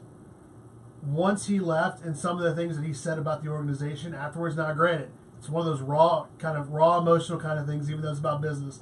But I felt like there'd be no way that any Saints fan living that went through that would ever say at some point down the line, boy, I'd really like to have that guy on my team again. Well, I just felt like there was enough stinging there that was like, man, you really want to bring this guy back even if he isn't good? I remember a couple of tweets that were... I do remember. One was maybe in reference to an Akeem Hicks tweet, so it's like basically, a good thing I got out of there, yeah, right, and things like that. But as far as Jimmy Graham and wanting him back, I think fans, and I can understand this, they saw how poor the tight end play had been for the past couple of years, and Jimmy's available. Why not bring him back? He could be a missing piece to the puzzle. And look, it's not like Jimmy Graham didn't leave on his own terms. He got traded. Yeah. So I think that's something that took him back. I've felt that way all along. Everybody has had this. I think there's a lot of tribalism at play. If you're on my team, you're in my tribe. I don't care how big of a jerk you are. It doesn't matter. DeMarcus Cousins is a great example of that. Everybody loves him here, but hated him when he played in Sacramento, and that's fandom to the 10th degree. That's how it works. As soon as they leave, but a guy like Malcolm Jenkins, who's nothing but class, I've never understood why anybody would hold anything against him. He wanted to stay, and the Saints didn't offer him a deal. Nope. It makes no sense. And he's a great guy, and everybody in the locker room, and all the players liked him. And, we talk to the players all the time in locker rooms, and they'll give you a sense of who's a good guy and who isn't. And I've never heard anybody say anything bad about Malcolm Jenkins, Darren Sproles. I know your boy Cooks you don't like. Dang, that was going to be my second one, too. It's like, so you're going to be rooting for Brandon? Brandon Cooks in Los Angeles? Cooksy's on his third team, so players might love him, coaches might not. Doesn't mean anything. Akeem Hicks is on his third team. Everybody liked him. Yeah. So I mean, he didn't get dealt twice. Well, that's the New England Patriots. That's what they do. But I think Junior Gillette is a totally different situation. That's what they do. You don't hear anybody over here in New Orleans bring back Junior Gillette. Should we replay my 20-minute rant leading up to the Washington game? God, that was amazing. Yeah. God, that was great. I kind of went nuclear on that. But also, as we'll go to break right here in hour number 2, I would point to someone like Patrick Robinson. When that guy made a pick 6, I'm sure Saints fans were pulling hard for the Eagles because of what the Vikings did to the Saints the week before. But when Patrick Robinson plays well, and he makes a career rebound, and he played awful at times in New Orleans, and he's resurrected his career, and not just because he came back to the Saints, but the fact that he played well, he took the heat, and he was so genuine when we would talk with him, and people in that locker room felt for him, and I was glad to see him succeed. And he's gotten himself a good deal with the Saints, and he's going to be in a position to play better with the Saints. That's a guy where I'm rooting for. I hope for good things for him. And it has. And I think that's an example of a positive for that on that aspect. Yeah, he just didn't have his confidence here. He lost his confidence and never regained it. He had to go somewhere else to kind of get a fresh start and get it back. All right, if you want to get involved in this conversation, feel free. 504-260-1280 is the number to get involved here. Sports 1280. NOLA.com, the iHeartRadio app. Dunc and Holder.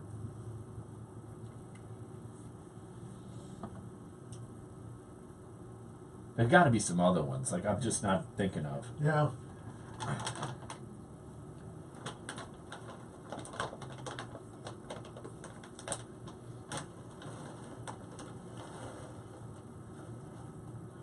Like, didn't David West get a ring last year? Yeah, I was actually going to bring that. I was going to say that he's going to be my guy. I was happy about that. I'm good with David West getting a ring. Yeah.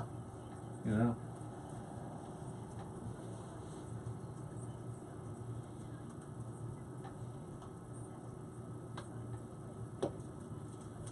Because he stuck it out as long as he could here, and he's like, what's going on here, you know? Good for him, you know? That's like, also, Ricky Jackson. He got a ring in San Francisco. I mean, San Francisco was like the dreaded enemy, but come on. It was good that Ricky got a ring. But no, Eric Gordon can go to like the third ring of hell. I'm out of here, that loser.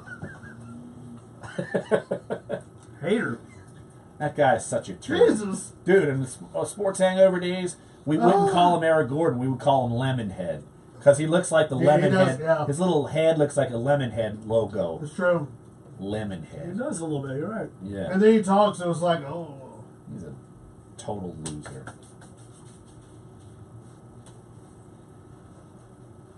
I love it. Triplet used 2 SRMs to pick up Pirates relievers because he was vulturing my closer. And my guy's okay. Tornado. Make me an offer. All right.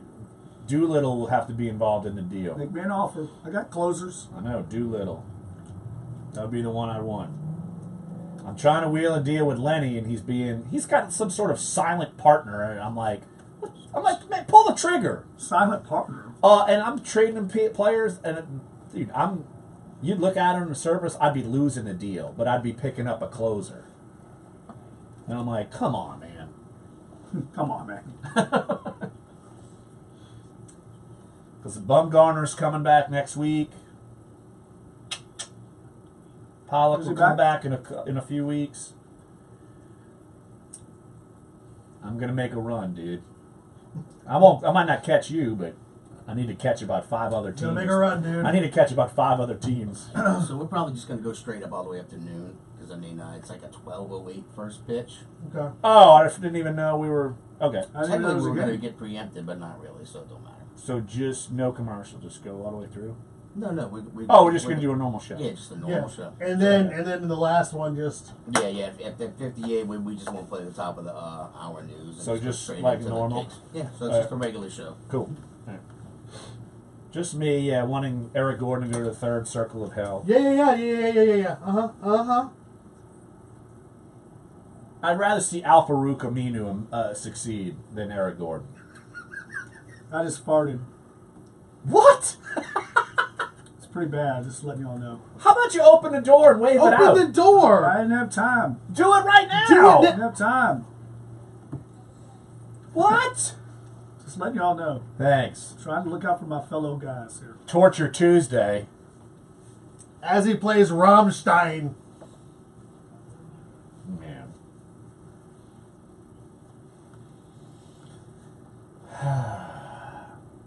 Nothing like a Torture Tuesday, Jeff. Yeah, thanks. Thanks for playing. I won't totally You don't have to take it embarrass you. literally. I won't have to totally embarrass you.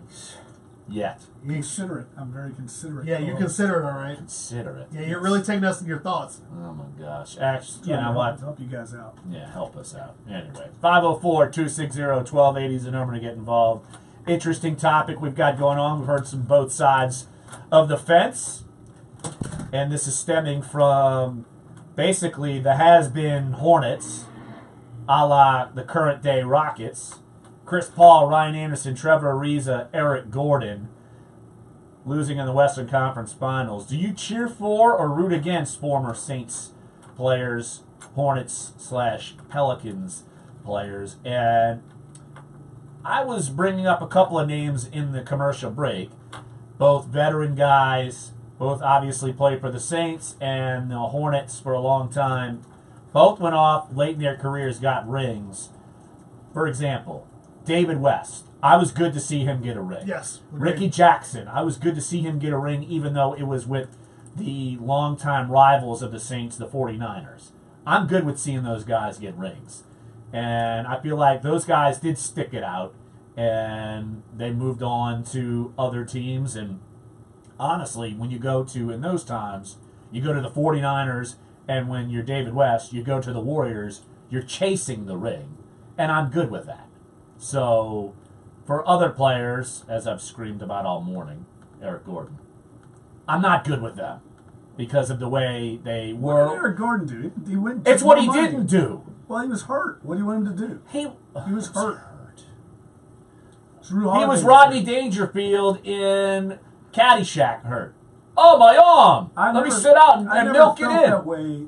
I'll be honest with you. I never felt that way like I did with Jamal Mashburn and who was the other guard I'm thinking Baron of? Davis. Baron Davis. Those guys absolutely tanked.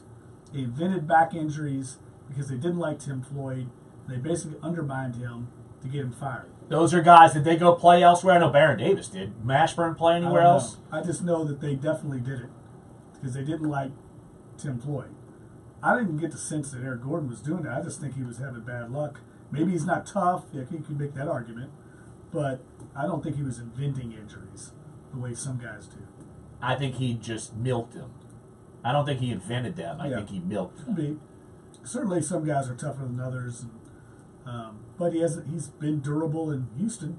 He hasn't had these long spells of being On a successful team, I'm stunned. I actually want to play when the team's good. And then you're talking about this whole, it was either last year or 2 years ago, the story that I think it was Sports Illustrated did, where they talked about how Houston's new, physio team and strength and conditioning guys have them working out after games are over because it's better to do it after games, and how it's a miracle cure to stave off injuries. Basically, you're dogging out the Saints and Pelicans. No, again, no, the I'm medical not. staffs, No, yeah. I'm not. No, well, first of all, I didn't do it the first time. That was I just read into that. You just read into that. No, I'm just telling you what the story said. The story said that the Rockets, as a team, were working out after games, and it's helped them to keep guys off the injured list. And of course, naturally, when you try to keep guys off the injured list, if you have two guys who are on nothing but the injured list the entire time of their career, and their team just 5 hours east of them, and Ryan Anderson and Eric Gordon,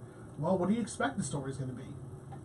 All I know is there are certainly players where I feel like if you are a New Orleans fan and let's say Scott Fajita, when he left, do you think fans were booing and hissing him, or were they saying, that's great, I'm glad you're getting your money in Cleveland because they're probably overpaying you, but you're going to get your money and you helped win a Super Bowl?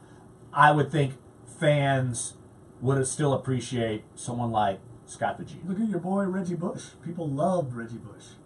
Like who? Everybody in New Orleans. Like Jeff loves Duncan. Reggie Bush. I don't hate Reggie Bush. I just never worshipped the ground he walked on like my colleague. I didn't worship the ground he walked on. But Chad Schexnayder with a great text about how a lot of people followed Jake Delhomme when he left and pulled for Jake Delhomme. It's true. Now he's a Louisiana guy. And they also thought that he should have played and it wasn't his fault. Yeah, it was his fault. Yes. So I mean, it's really just the semantics of how these things happen. Are you in a good organization? Did you leave for good reasons? Or at least when you were a part of the team, did you give 100% effort? Did you loaf around? Were you not even on the field? And I think that's the difference between when you talk about like an Eric Gordon type or some of these other guys. It's just sometimes the circumstances dictate that your situation is going to be a lot different as opposed to somebody else's. Because, I mean, one person, even though he's not a New Orleanian or not Louisianan and it isn't necessarily part of the conversation, I think Kevin Durant's going to have a very challenging time post-career because he is going to have a lot of those demons of dealing with people only equating his success to him leaving Oklahoma City to go and play for the Warriors. I mean, we were talking about that last night because there's a subtext of people in the NBA or in NBA circles that Paul Pierce is secretly, and he is, salty about all the success LeBron James He's has had. secretly, and then you add, he is. He is. Salty about LeBron James's career and how if you read if you read in between the lines of some of the things he says, it's just him being salty of what LeBron has been able to do in his career as opposed to his own career where, 3 championships to 1 and then the whole leaving and coming back and then all the rest of that stuff. But Kevin Durant's going to have a lot of that too because he was great in Oklahoma City and he's a great player. But in order for him to win a championship, he had to bolt Russell Westbrook and go to the Warriors and do it. Well, I don't blame him. We don't. But what did the people in Oklahoma City, though? That might be a little different. Yeah, that's the whole point. Exactly. Oklahoma City fans. Exactly. The Oklahoma I City mean, I'm fans. sure though. they feel like Kevin Durant turned his back on them. Absolutely. Big time. Well, After that's the all whole this stuff- conversation. Yeah. So that would be a case where no, boo and hiss all you want, and they do boo and hiss. And he still has a long career ahead of him too. I mean, does he stay with Oklahoma? I mean, does he stay with Golden State the entire time? Do things end up changing? Because Golden State can't be Golden State forever. Like, guys are going to want to get paid, and specifically one guy who may or may not hear the tea leaves about whether or not he's the number one is Klay Thompson. Klay Thompson eventually is probably going to want to think that he deserves to get paid like a number one guy and could lead a team by himself, and he might leave too. And then what does that change to your number? Well, the San Antonio core stayed together for a long time, so I don't see why you don't. Well, you that's because couldn't some think people took paid cuts. Golden State could stay together for a long Some guys, time. well, because some guys sacrificed. Tim Duncan sacrificed. Manu sacrificed a little bit. Tony sacrificed. They all didn't get paid at the same time. That was a rotating kind of revolving thing. It wasn't all, hey, let's pay everybody $25, $30 million a year, keep everybody together. That's not happening. Well, I think it just depends on the person. I mean, if you're chasing the money, how much money is enough money? I am always of the opinion that I would never blame an athlete for chasing the money. I would never, ever, ever, ever blame them for chasing the money. No, and wait, I don't care if an athlete says I'm disagree. chasing the money. I would if DeMarcus Cousins bolts for just the most money this year to some dysfunctional franchise, I will blame him, because that's all we heard about when he was in Sacramento, was he wanted to be part of a functional. Now he's here, and I'm sure that there's going to be a big decision made about Cousins coming back. And if he leaves and goes somewhere that's also has a chance to win, then I can understand it. But if he leaves and goes just somewhere to take the money, then don't give me this talk about how you're all about winning. And I'm not picking on Cousins, because a lot of players will do that. And technically, Kevin Durant's a free agent this summer as well. So, Right. Well, I'll preface it. If I'll say an NFL player who doesn't make major money and they have a chance to go maximize it somewhere, I think it's different because the career spans are. Aaron Donald? Well, he better get it with the Rams. If they let him walk, they're idiots. They're complete idiots. He should have been paid already. He's going to get paid more because of all of this. I don't know what the Rams are doing. That's foolish. I understand you can milk this thing out if you want, but in the end, they're going to be paying more than they were if they gave him a They were deal done already 2 years ago. All right, let's hit the phone lines before we got to take our final break of the show. 504-260-1280. Let's head over to Araby. Who we got, Dave? Good job, Dave. You're supposed to be the one to remember. Welcome call from Araby. Nameless from Araby. We apologize. We're buffoons. What you got? Good. How are you? What's your name, by the way? Kenny. All right.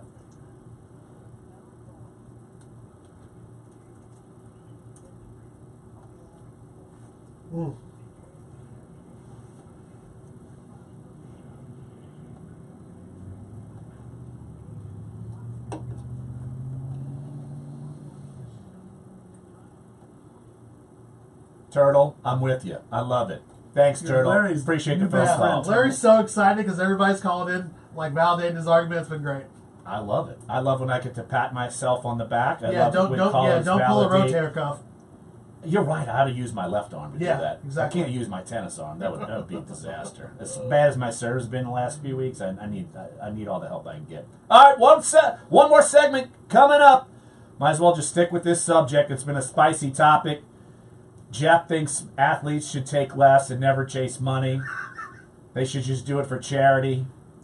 I'm all about maximizing your effort to maximize Just don't your tell bank me account. it's all about winning, and then go and take the money. I And wanna do win. agree. I do agree with that sentiment. You can't come out and say one thing and then have an about face and go Hollywood Hogan, turn heel all of a sudden. Maybe you can. And then paint your goatee black and then wear black. Dude, that's cool. Jeff, paint your goatee black. He doesn't have one. Shave one and do it. I can grow one. Do it. Grow one. Let's do it. Sports 1280, NOLA.com, the iHeartRadio app. Dunc and Holder. Eric Gordon sucks so bad. Gordon sucks. Well, God. I know how to pull the cords on a random Tuesday pull the show. strings. Pull the It's like, strings. Yes. Just say Eric Gordon sucks. Eric Gordon sucks. Oh my God. Yes. Gotta call in. It's timely. Oh, it's definitely timely. Oh, 100%. So what was that guy's issue? What was? whatever, Kenny. Turtle, you mean Turtle? Turtle. Yeah. Turtle? Turtle from Araby. From Araby? He said Kenny. He hates Eric Gordon like He me. hates Eric Gordon too, Oh, okay. like a mofo. I was like, all right, well, Larry knows how to get him. All right, so we are going just regular 58-50. Cool. And, Who do the baby cakes play? Iowa? Cubs. Iowa Cubs. Oh, all right. Yep, they kicked our asses yesterday. Well, I can't say that. That's not true. In the ninth inning, we tied it up. So we going in the bottom of the ninth, Iowa got up there and sons of bitches got us. Yeah, baseball, man.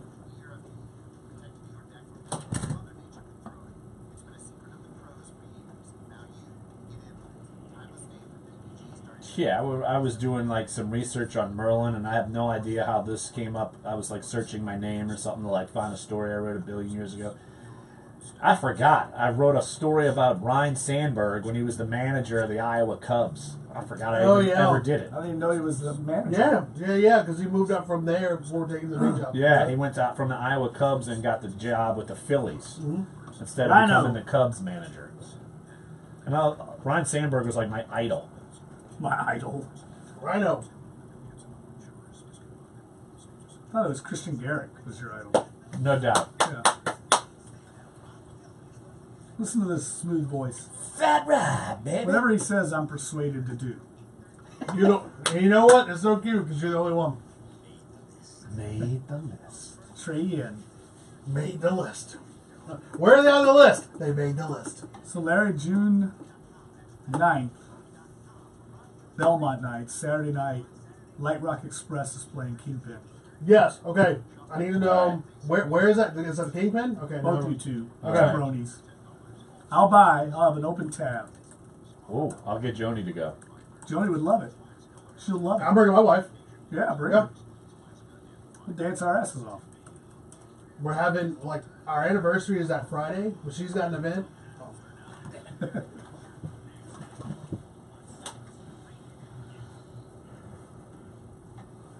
No Eric Asher because we've got Baby Cakes Baseball. They're taking on the Iowa Cubs. I know there are plenty of Cubs fans out in New Orleans, but I guess you could still pull for the Baby Cakes as well. All I know is I do have a, because Jeff and I are in an NL only fantasy baseball league. I do, Which I'm winning. I just don't understand how it's NL only. Why would you just? I mean, now granted, I'm winning. NL is the better league, even though I'm an Astros Hey, fan. heads up, Jeff's winning. In case, what did you finish last year, Jeff? Do we have a We Are the Champions? No, and if we did, we ain't Song. playing it for you. If you're winning in late May, my friend, you've got 4 months. You better hang on. You better hang on. Wire to wire. I'm going to be like Wire Justified. to You're wire. spending the rest of the summer like looking over his I'm shoulder. the Justify of this fantasy league. By the way, no one Try and cares about catch your me. fantasy team. Just saying. I'm just saying that I pay attention to the Baby Cakes lineup because I'm looking for any of the young studs that might be getting hot and picking them up for a team, just saying. And Well, it's not like Jesus would call him up, and then, actually he will because they're cheaper than and they're any so of the players terrible. that they actually have. So bad. Marlins are so sad. Well, Baby Cakes, they might not be so sad. The poor Marlins. See? People love Iowa, I guess. Mike Triplett is like the king of Iowa for the ESPN, right? The king Yes. of Iowa. It's just because he's from Iowa. It's from the Quad Cities, I believe. Is he a Quad City DJ? What do they sing? Come on, ride that train and ride it. Exactly. Yes, Clyde, yes. you know. Jeff Ride knows it, that. yeah, He yeah. does the Tootsie Roll, too. Hey, did you know Jeff that knows the Pusha Tootsie Roll. T's dropped his new solo album last week? Who? Who? Clyde's about to spit out water. Who? What? What is Jeff, going you're on so here? stupid. I feel like it was. You're I feel like we're in so commercial dumb. break and it's one of those iHeart. Cardi B. Cardi B. Whatever. Pusha T. What? So what are you talking about, Jeff? This is for Friday. The rap skins. What are you talking about? Educating us on, he and Josh educate the old man. Yeah. Oh, On the jeez. latest raps and shit. I would Man, we be. didn't- I would be in the speaking same of- corner as Jeff with Clyde and Josh trying to Yeah. educate us. We would be in And our old look, corner. Man, we didn't even get 5 minutes before Drake released his diss track about how he's giving stuff to Kanye, man, and Pusha T is a fifth most valuable Who? person on his Pusha T? Pusha T. Pusha T. Pusha T, get it Pusha straight. T. One half of the rap group named Clips. Good stuff. Either way, speaking of rap, what the hell is up with Lil Wayne? Can I ask that? Because I mean, Why? He was at the game. Yeah, I know he was at the game in red. And by the way, why are you wearing Beats during the game, man? Like, what you listening to? What you You talking like about? Drew? Like You shocked at this? Right. in the arena? Sure. In the arena? You need to hear play-by-play. You No. shocked at this?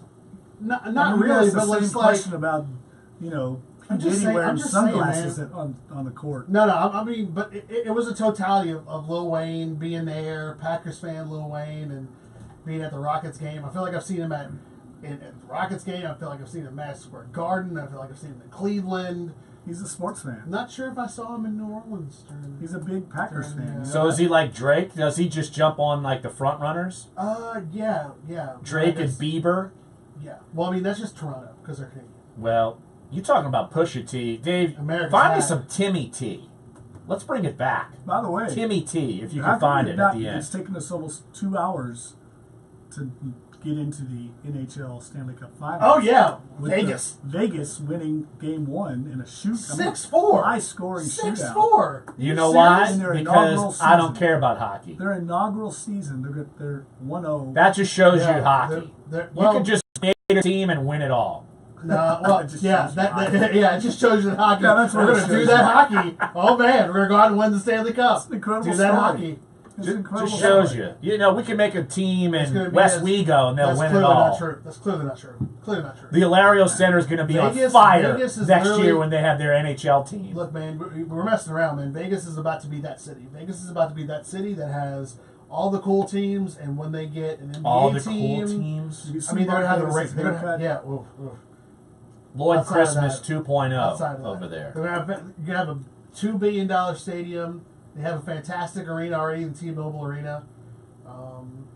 Yeah, so they're gonna be the city to beat, man. I They're can gonna tell have you fun this, game. a little inside the Uh-oh. owners meeting tidbit that when after both teams, both cities were unanimously picked, Phoenix and New Orleans, the Raiders contingent did raise their hand, basically saying, when's it our turn to be able to get a Super Bowl? And here's the one thing I do argue, how much of an impact would an actual Super Bowl bring to Vegas? Because Vegas is already jam-packed every year for the Super Bowl because people go there and get hotels and go there for the Super Bowl to bet and do everything. I think they would just be getting it just to say they had the event. And I would argue that I don't think they would get into the regular rotation of Super Bowls because of that. Because our hotel's going to be flexible with them when they're already booked That's up true. every single year. They're going to have to be, or they won't get the game. So They might get it that'll be once. worked I think out it would be in like the- a kind of like a boutique. Well, I mean, you're talking Yes. about February in Vegas, though. I mean, not to say that Vegas isn't a hot spot year round. That's what I'm I mean, saying. you're talking about. I mean, February, Vegas. Super People Bowl. go there for the Super Bowl. They'll Every block out the hotels. rooms for hotel. I mean, Yeah. for Super Bowl. They'll block them But out. I mean, it almost serves a purpose. You've got one main strip. You have. I mean, they do have enough hotels, and they are getting back into the habit of building more mega high rises and hotels. So it could be a possibility, but. I think Vegas hosted it once, and then I think all the floodgates open. Then you're talking about Final Fours, college football playoff championships. Dave, I love you. Timmy T! Not Pusha T! Not Little H, whatever. We all get back together Timmy after T. multiple weeks, and this is how we're going to end our first show together. Oh, baby, just give this show one more try tomorrow. I'm the biggest Next with loser Debbie on Gibson. planet Earth. Yeah, you are. Debbie Gibson. Deborah Gibson. Can we do does Debbie have a wobble too? No. I think so. We could just make a remix. We'll make her. Great show. Check us out. NOLA.com's YouTube page and, of course, Sports1280.com for the podcast. We'll bring it big again tomorrow on a Wednesday. Baby Cakes Baseball taking on the iCubs. Coming up next here, Sports 1280, NOLA.com, the iHeartRadio app. We'll be back tomorrow. Duncan Holder.